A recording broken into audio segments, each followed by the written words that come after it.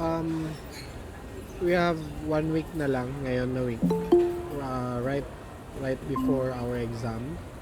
So next week yung exam natin, which is pre-finals, and the coverage would be the development phase ni SDLC. Satan Plus. Satan Plus. Okay. Ayan. Ayan. So, just a review. Nung prelims, we had our planning phase and defining phase, requirement analysis. You had your title, you had your ano to? Defining your problem statement, defining your objectives, and then we have now the designs or the mock-ups via Figma, right? Okay. So, and no midterms, you also develop yung initial screen using Flutter for your idea, for your specific idea. So, right now, we are still on the designing phase kasi we are trying to complete your MVP or your minimum viable product. So, in order to do that, of course, you had your designs and you're gonna develop it sa Flutter application. And ang magiging export ninyo was you submitted yung APK application package na mararan nyo sa Android phone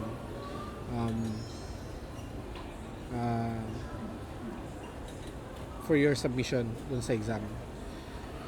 So actually, ang gagawin natin ngayon is just a continuation of that and a specific topic relating to Flutter, which is navigation.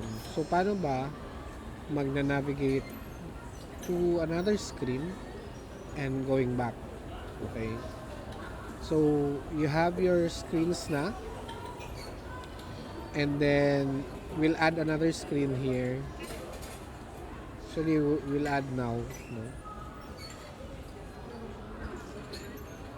And again, you can make use of ano to?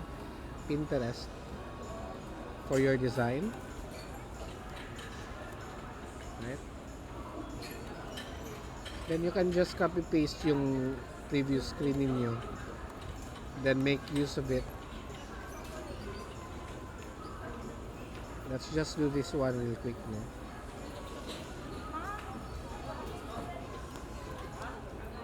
Kasi hindi ko pa siya nagawa. Dapat nagawa ko na siya. Okay. And sorry for the background noise pala. I'm outside. Okay. Let's make this real quick lang. So some tail icons. Okay. Let's add more width. More. Okay. Sorry for this. For these, we have density medium. We can, so gagayahin lang naman natin tong second screen. We use that second screen as the sample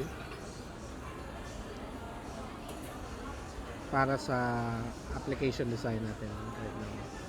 Let's use regular, no, not regular, maybe semi-bold. Ayan. So gagayahin lang naman natin mostly. Ayan. We'll just make use of this design para sa example natin sa navigation to a new screen and back, of course. Yan. So we'll take into consideration yung design ni Uber. I haven't used Uber naman kasi hindi naman siya useful sa Pinas, no? So eto, let's make a quick design lang. Yeah, kaya naman siya i-speed through, guys, no? Yung ganito. Ayan. For the sake of, ano lang, sample. By the way, if may question kayo, don't hesitate to ask. Let's grab some picture ng car. Kaya ba? Car picture PNG. Ganun. Uber car. Let's find a transparent background na Uber car. Ayan, maybe ito. Or ito. I'm not sure if that's transparent. Again, ang gagawin lang natin is continuation ng previous activity. Okay, that's blurry. Yung transparent yung background maybe. Ito. Let's just grab any image of right. Ayan. Okay. Let's insert that. Oops.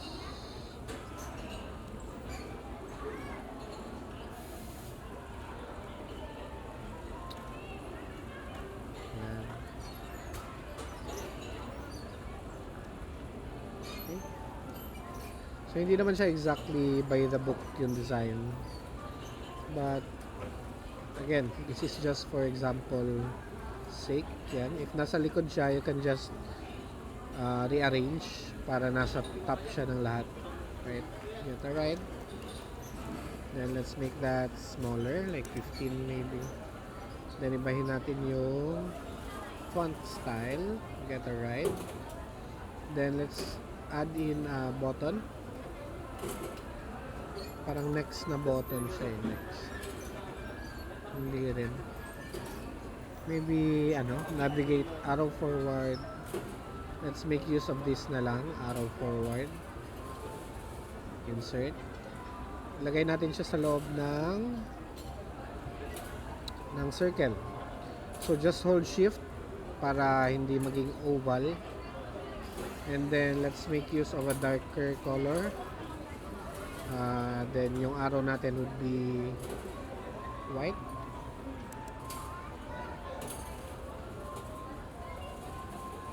Okay, ba't yung arrow may ano?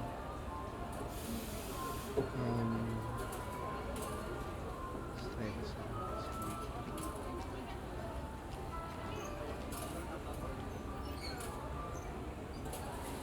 Let's make this one white. Hindi rin.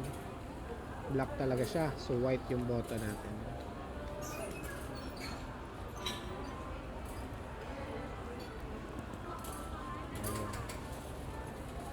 We can group this one para isang layer na lang siya. You can make use of groups guys para hindi masyado pangit tingnan yung layers ninyo. Okay? Maybe make it smaller.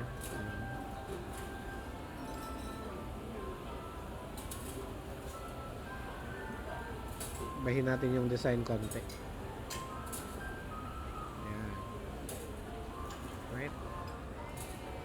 Then we'll have order food. Again, if may tanong, you can just unmute or pwede nyo tanongin sa chat. Order food. Let's find a transparent image. Sorry. Order food. Tools. If you want to find a transparent icon, pwede kayong mag-search ng transparent. Order food.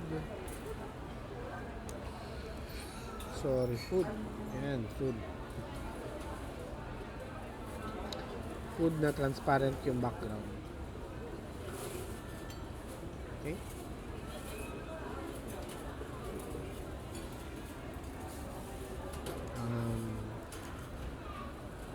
Food for design. Tools, colors, transparent. Puro app design. Maybe, ano ba? Order food. Full colors, transparent. Sige,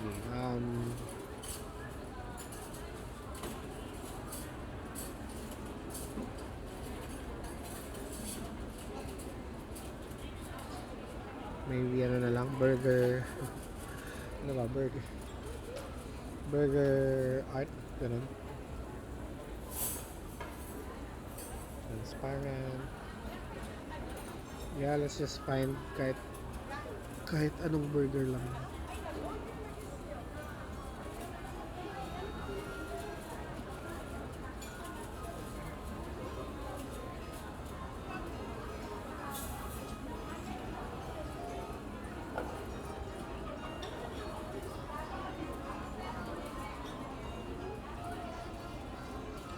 Burger and fries.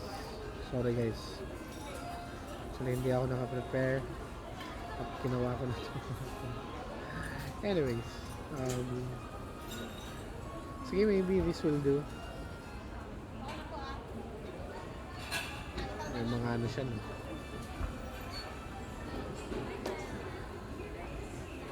Kailangan mag-subscribe.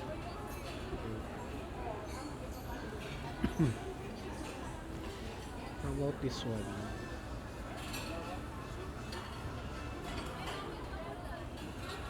You can see.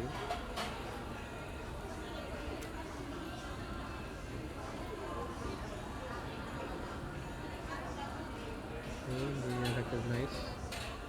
Let's try another.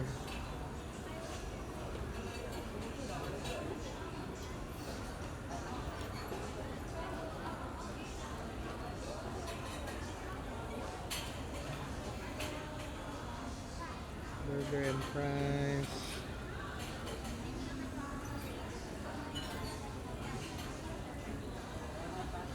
How about this one?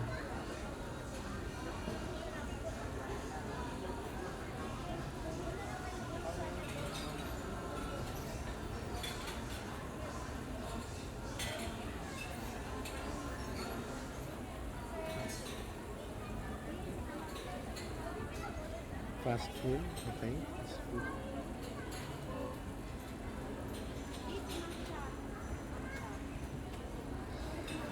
Bagal ng internet, okay. Hold on. Bagal talaga, promise. Can we use WebP? Yeah. Pwede naman.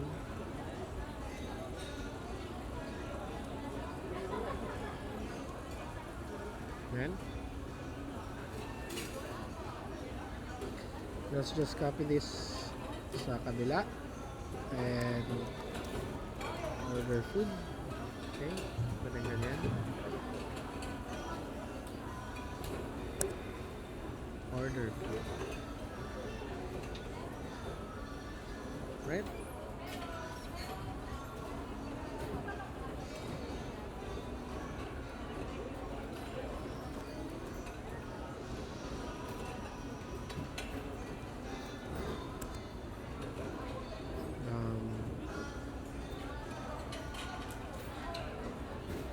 Let's make this 20.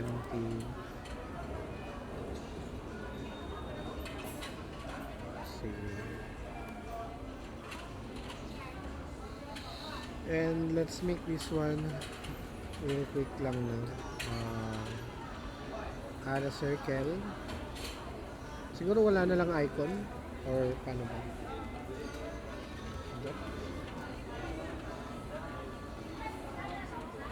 Then import that one.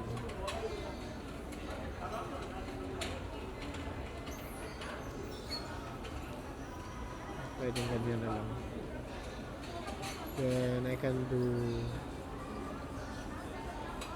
siya Johnson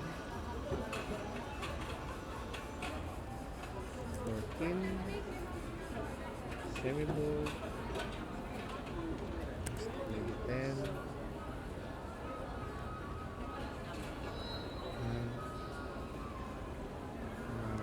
SN equivalent of order regular. Then Then let's add a line na lang, guys. Okay, line. Let's make the opacity 50%. Sorry, 20%. Then let's just group this one. Right click and then group selection. Then let's duplicate that group. And then okay. Ito naman ordered from Jollibee. Then maybe we can copy paste that line. So copy paste the group.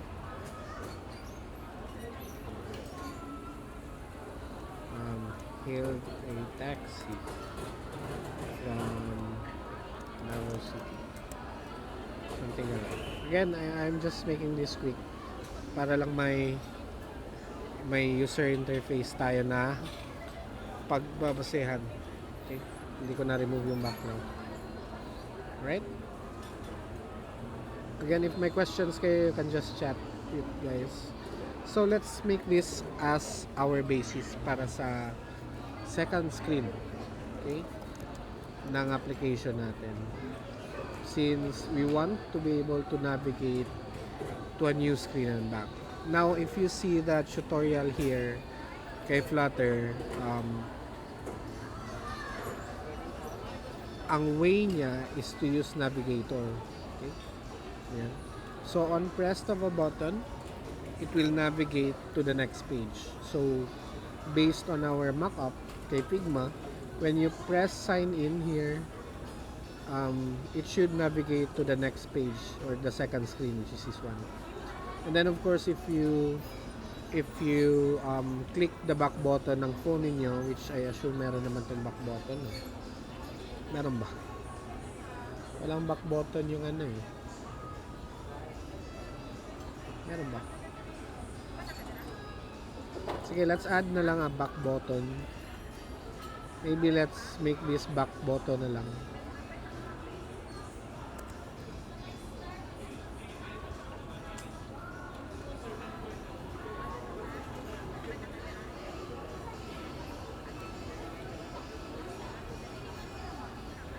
Okay? So when you click this back button, pangit na sa tingnan. Pangit na.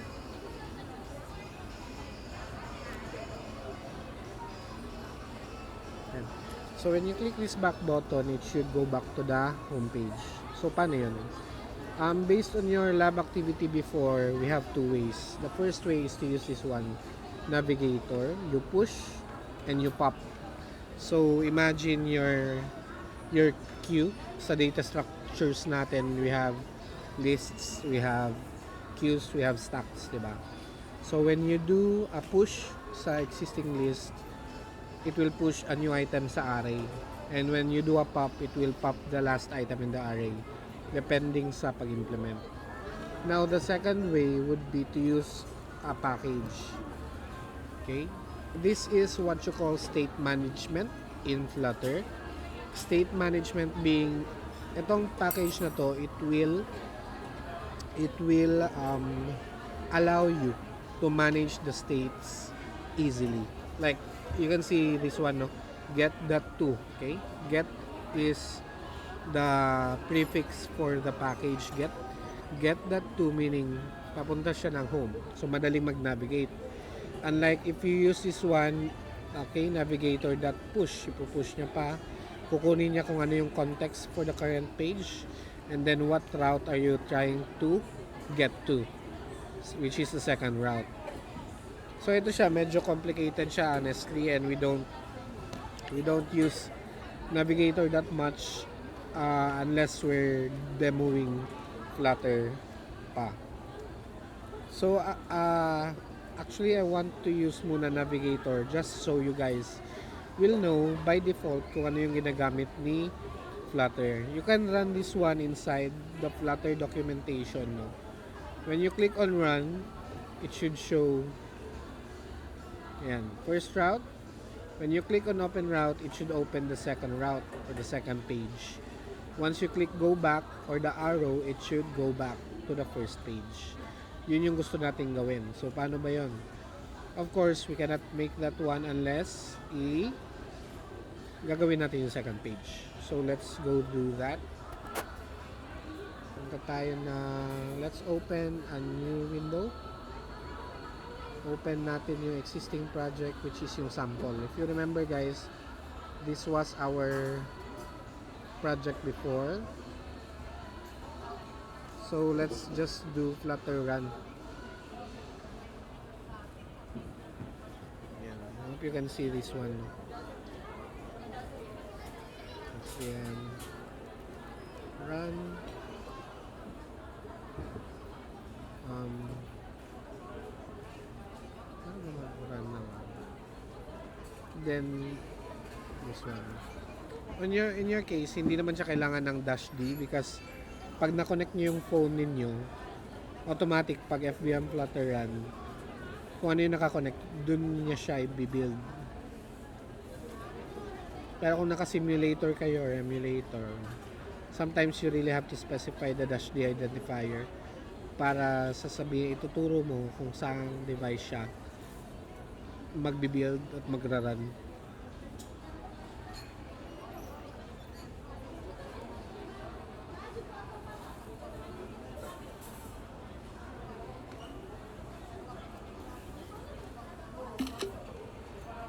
Ayan. So we had this example before. Ito pa lang. Wala pa tayong second screen. So how do we create another file or another screen inside Flutter? So let's create a new file here. Let's do new file, second underscore screen .dart. Create file, and then let's do stateless widget. Ang name natin is second screen. Okay, don't forget your imports. Now we have our second screen, pero in order to go to this screen, need natin siya mapakita pag run. So punta kayo ng main.dart. Okay, you can see here na pag build ng my app, okay, this one, sinasabi niya when your app builds, it will run a material app, but yung home niya will be my home page, which is this class, right? So pag run ng app ninyo, pupunta agad siya na my home page, which is this one, which is ayaw natin. Gusto natin muna pupunta siya ng second screen to test, right? Yan. So it will ignore my home page muna at pupunta muna siya kay second screen. So I can do is press R to restart, shift R. Then right now, nawala na yung para na home page because we are actually on the second screen dito. We can test that out by doing a container. Child ni container is si center. Then we have sa loob niya is hello world maybe. Ayan. Ayan. Okay. So nag-refresh lang tayo, and pag nag-build siya kay main, parang Java lang, no? Build material app, and then yung pinaka homepage natin will be second screen, which is this one. Which is, ang laman niya, merong container na may center na widget. Sa center, merong text. Yung text is hello world. Okay. Wala naman tanong so far na. Okay, wala naman tanong. Alright. So, let's proceed. So, we have this one now. We want to create this. So, number one, clear natin. Again, we have our container. Okay. Sa loob ng container, we have our color. Kasi gusto natin, ang color niya is white. So, color, property is color white. reload, we now have our white color. Now, let's add our button, which is this one, icon. Sorry, icon. So actually, you can do child icon. Sa loob niya is icons dot back, I think. Arrow back. Ayan, arrow back. Refresh. Ayan, si arrow back. Arrow back iOS. Notice, nasa gitna siya. So, paano ba siya upper left? No? Need natin siya na nasa upper left siya. So, you can do sa container, let's wrap this one with a widget. Wrap with widget. I-wrap natin siya ng stack. Okay. Now, what does stack widget do?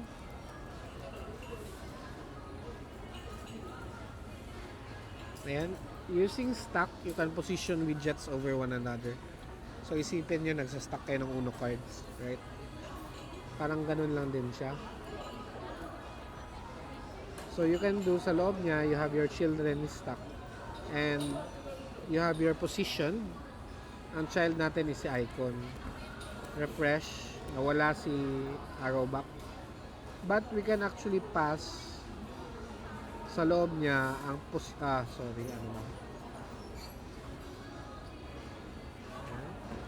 so from the top you have 10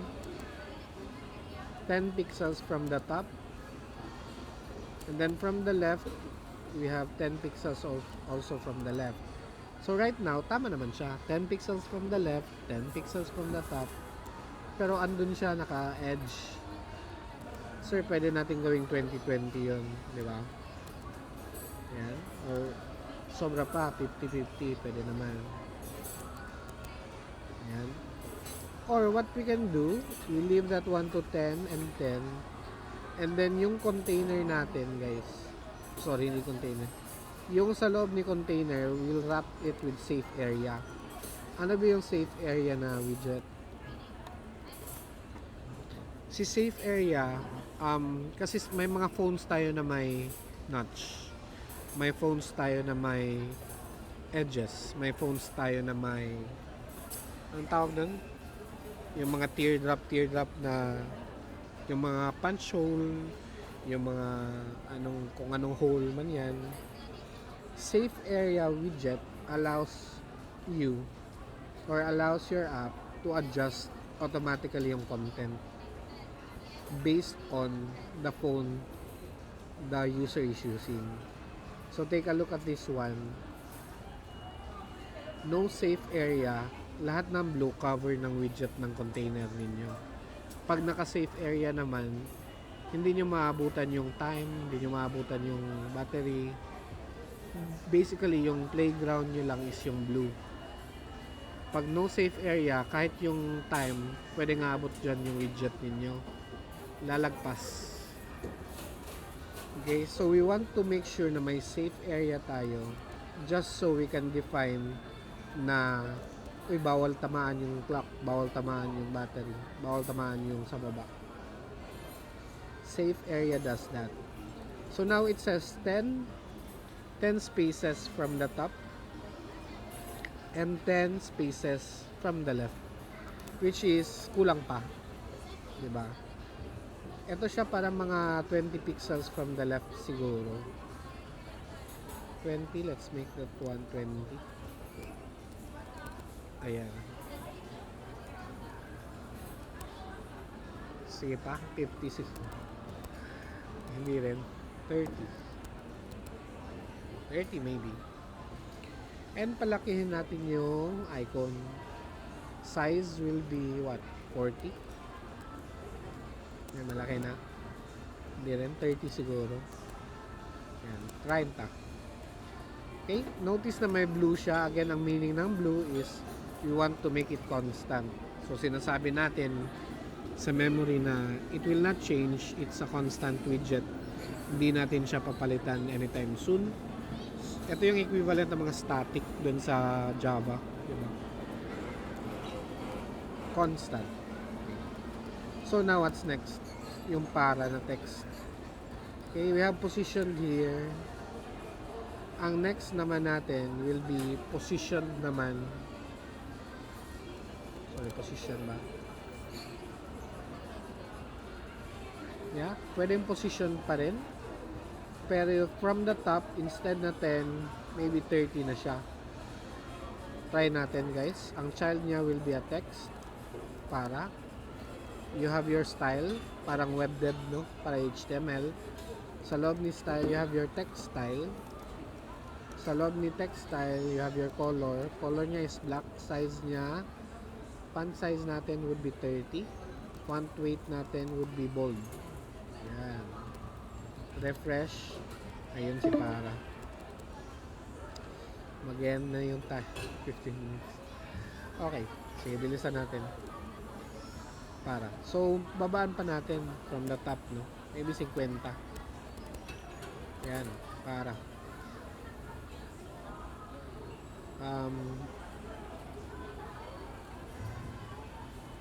Lakihan pa natin. Maybe 50. 45. Yan. Ignore nyo yung yellow guys. I think this is an autocorrect tool ni Flutter.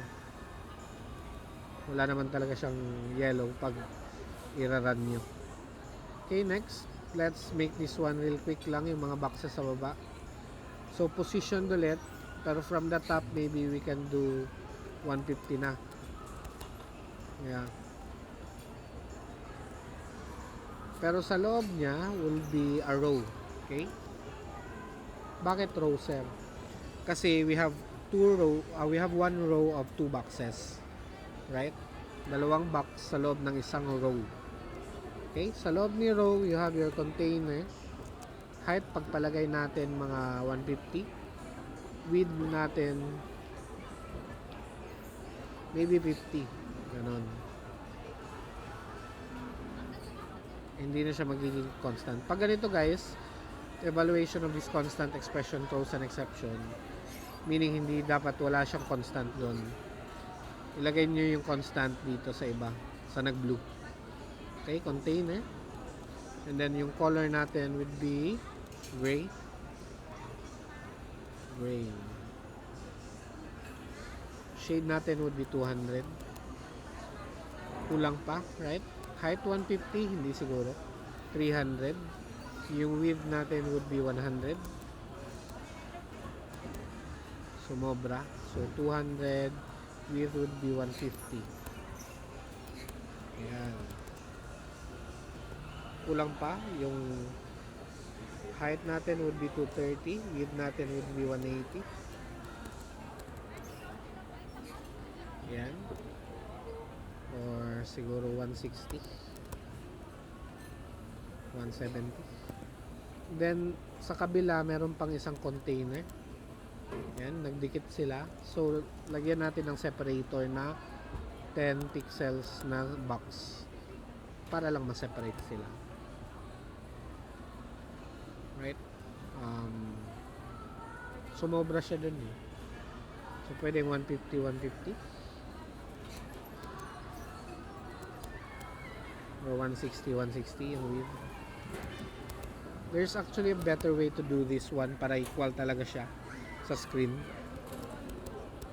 Okay. Next, let's add yung image natin, no? Which is this one. Pati yung food. Add na natin yung food.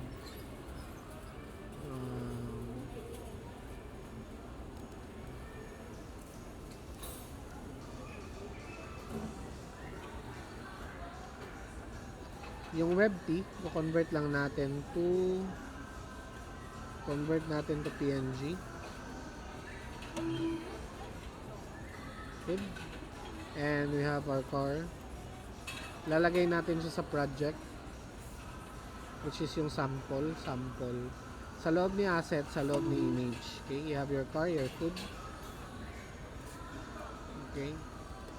We have our box na. So sa loob ni box, you can actually center. Sa loob niya center. Now, again, reminding you na para mag-reflect yung image natin na kaka-import lang, we need to rebuild the app from the ground up. Right? Clean natin. PubGet. Hintayin lang natin sandali, guys.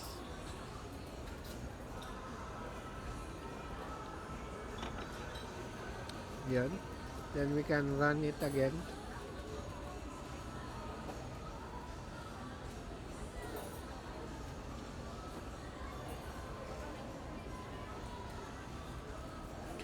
We can rerun it again, and then pag run natin, it should be imported na if walang error.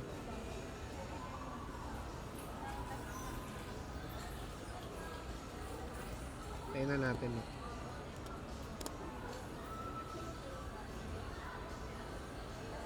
Ayan, okay. So we have this one, and try natin import yung image. So gamitin natin yung container decoration we used from before. Decoration natin would be, the first one is ano yun, car.png. The second one would be food.png. Okay, color. Tanggalin daw natin yung color. Lagay natin sa loob ng box decoration. So hindi na siya constant, guys. Si decoration image yung magiging constant. Si color ilalagay niyo sa loob ni box decoration. Lilipat yung constant. So right now you notice na nagtitake up siya ng whole box, right?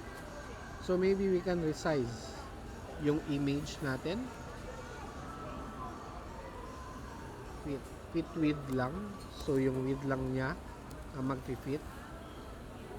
Box fit, fixed width pa rin. Sorry, fit width. Ayan. So lumiit na sila. Okay. Right. So let's proceed with the arrow na sorry, text pa pala sa baba. So sa loob ni container, we have our child, right? Sa loob ni child, we can add a stack again. And then, let's position it from the bottom. Yung text natin na get a ride. Again, style. Don't forget your style. Text style. Style. Font weight would be normal lang. Font size would be maybe 10 or 12. Don't forget yung constant. Child.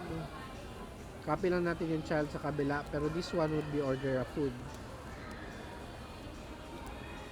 Yung position nila would be from the bottom would be 10 pixels. No? Pwede naman.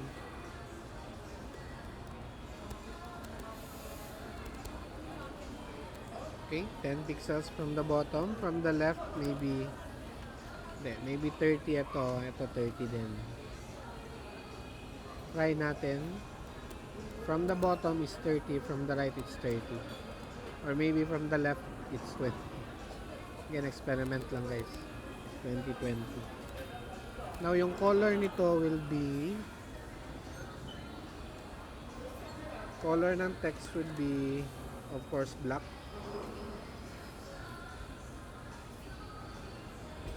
Kopyahin lang natin. Ayan.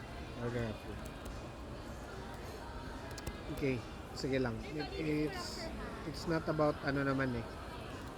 Sige, let's stop here muna to discuss yung navigator. So, paano mag-navigate to the second page from here? So, for example, you have this one again. Let's make this as my home page.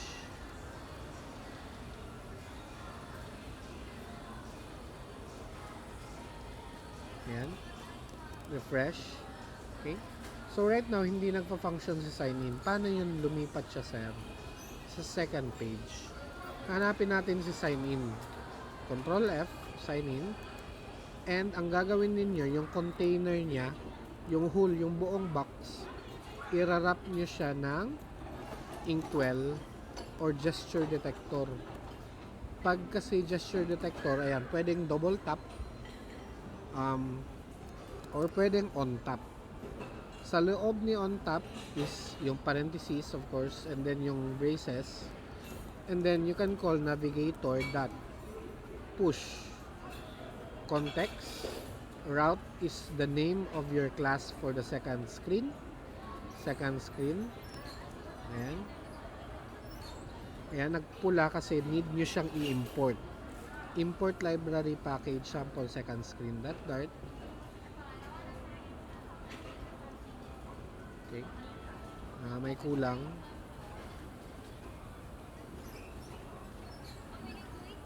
Ayan. So, copy paste na lang natin.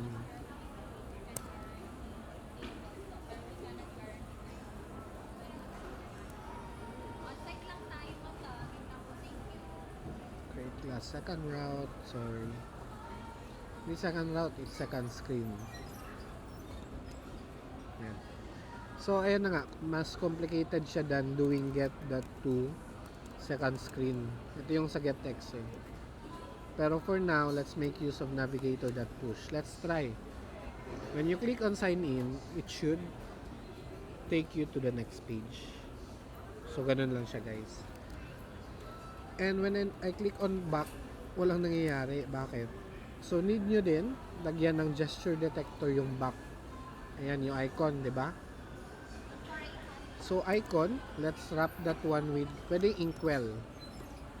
I'll demo bakit inkwell. Okay? Inkwell on top. And then, you can do navigator.pop. Hindi na siya magiging constant, guys. So, inkwell, sa loob niya is si icon. Pag tatap mo kay icon, ipapop niya yung navigation. So, let's try that one. Sign in. Sorry. Need material widget. We can wrap this one with material.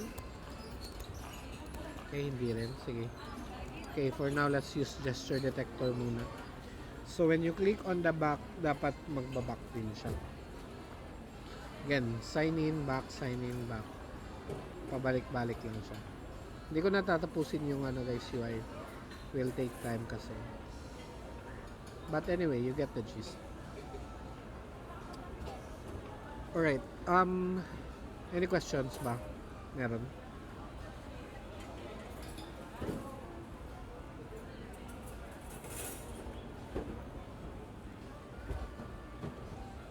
Questions? Yes, sir. Any questions? May tanong? Wala bang tanong?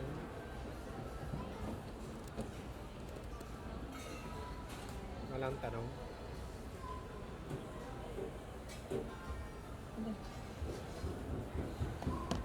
Okay. Again guys, I will be uploading this one sa YouTube for your guide. And this will be your activity for this week. And then by next week, guys, will be our exam.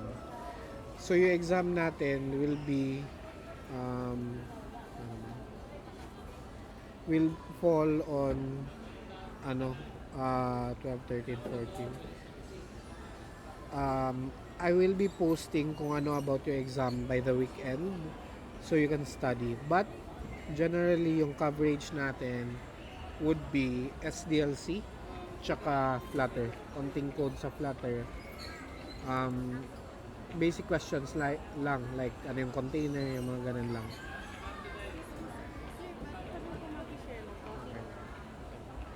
Ayan. Okay? So, may makikishare na ng upuan natin. Alright. Sige. Guys, wala na kayong tanong. I'll just announce later sa GC. No questions? No questions? Are you sure? Diyan pa ba kayo? Buhay pa? Ano na sir, once i-message na lang if there's a question. Okay, good. Sige, that's noted. Yeah. Again, activity for this week and then by next week will be our exam. Para makahabol tayo ng schedule ng interface. And yeah, review lang kayo for the Flutter code, and we'll be uploading this one later for your guys, for your references. Alright?